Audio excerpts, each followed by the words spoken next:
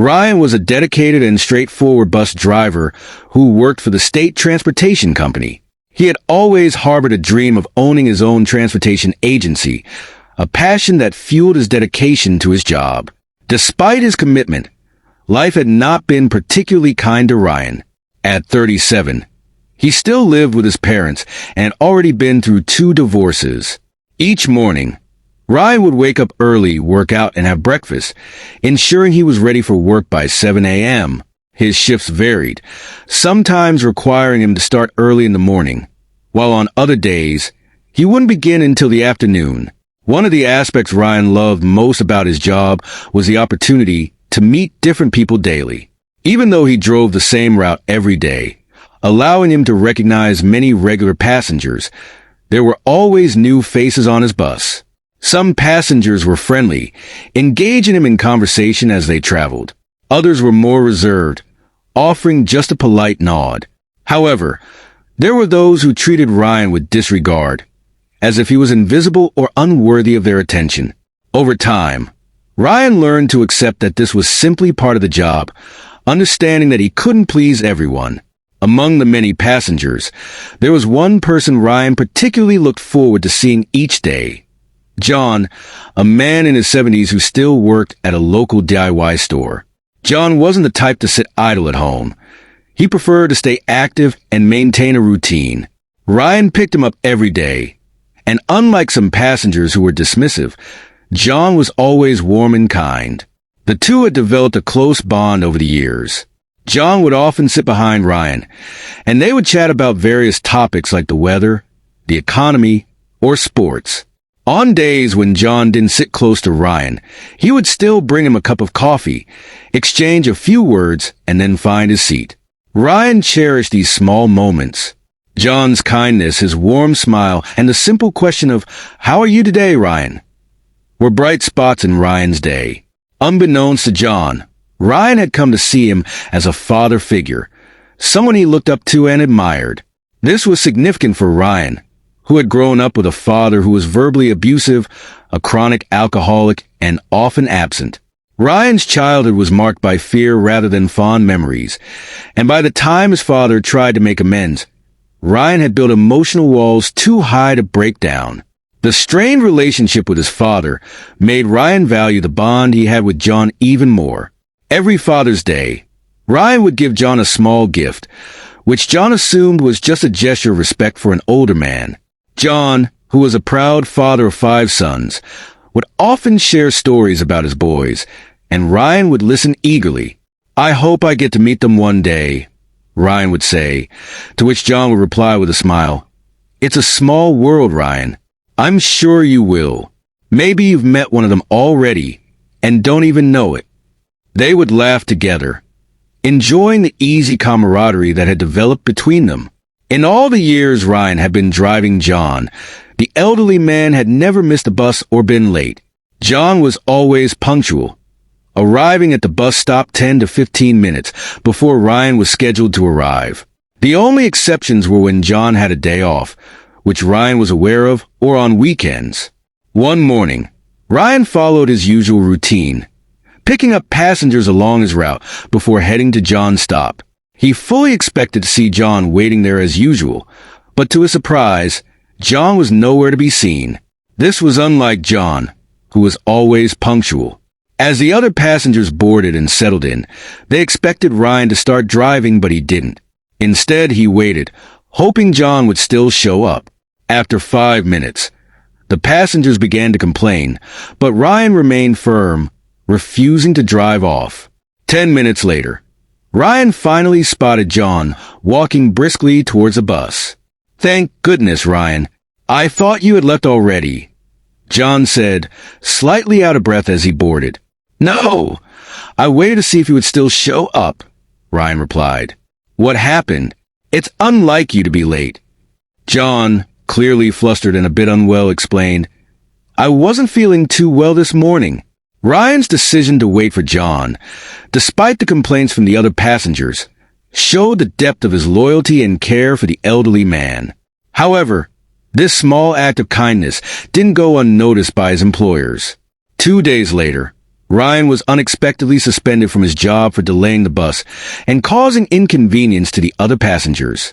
Facing an uncertain future and the prospect of losing the job he loved, Ryan was at a loss for what to do next. But just as things seemed bleak, 5 men on motorbikes appeared outside Ryan's home. Unbeknownst to him, this visit would change his life in ways he never could have imagined. What Ryan didn't realize was that these men were connected to John in a way that would soon reveal itself, turning what seemed like a disastrous situation into a life-altering opportunity. This morning, I called in sick to work, but my boss, Mr. Phillips, refused my request because I had taken the day off yesterday. Oh, sorry about that, but if you're not feeling well, it's not advisable to go to work. Anything could happen, Ryan said with concern. It's nothing serious, just a bit of tightness in my chest. I'm sure it'll pass soon, John reassured him.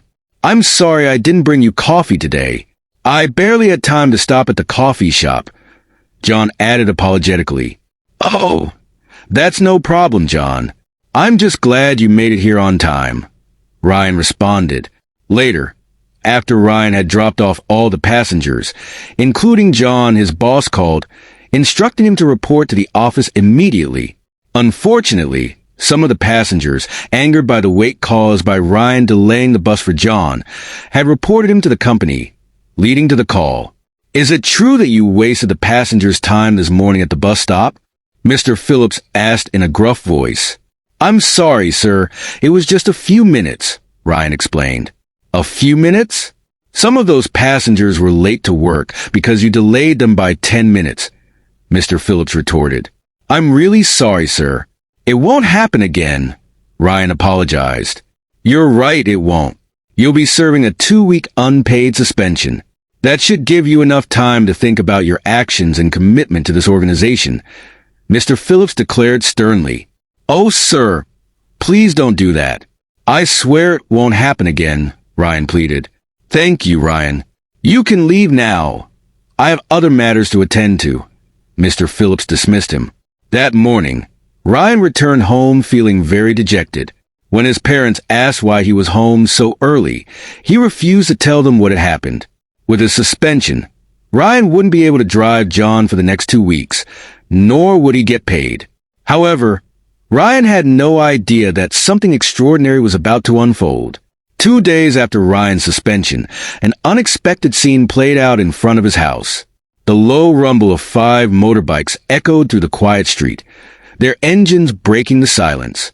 Ryan watched, puzzled and anxious, as the bikes pulled up one by one. He had no idea that John, noticing his absence, had reached out to his sons. Using the small details Ryan had shared over the years, they had tracked him down. As the motorbikes idled, Ryan's unease grew. Something significant was about to happen. Hi, I'm Ethan, John's eldest son. One of the men on the bikes introduced himself to Ryan. How did you find me? Ryan asked, bewildered. Oh, about that. It's a small town, so finding you wasn't difficult. Our father John has spoken highly of you and mentioned how you waited for him 2 days ago. He also told us that you haven't shown up for your bus driving shifts the past 2 mornings. Is everything all right?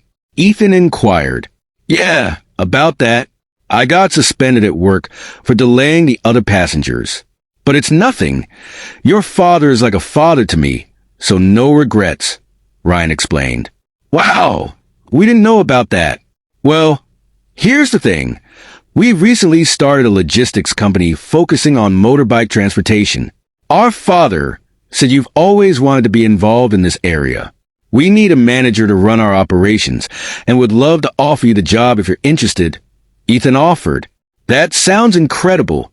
I'd be excited to join you and help out. Thanks for thinking of me, Ryan replied, thrilled. Great.